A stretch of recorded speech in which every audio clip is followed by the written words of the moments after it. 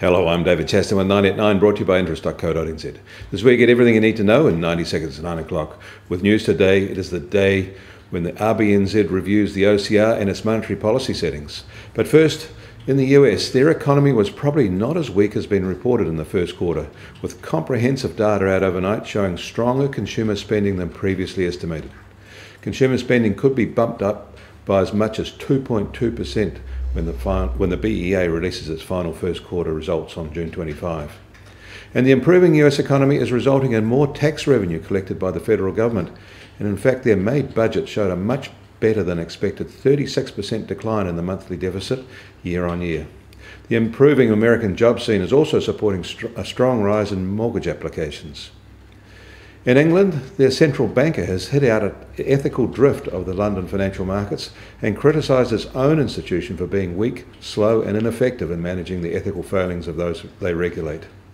His mea culpa was in tandem with a UK government promise to crack down on such behaviour and raise the penalties and punishments to criminal levels. About the best you could say about this latest approach, however, is it's better late than never.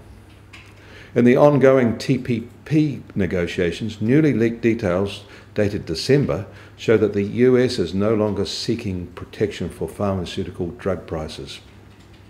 Locally, the ANZ management and economists have been calling for a cut in the OCR, which will be reviewed by the RBNZ at 9 o'clock this morning.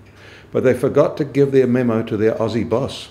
He has said overnight that low interest rates create asset price bubbles and there are severe credit risks to banks. And back in New York, US Treasury 10-year benchmark yields are climbing yet again today, this time by another 6 basis points to 2.48%.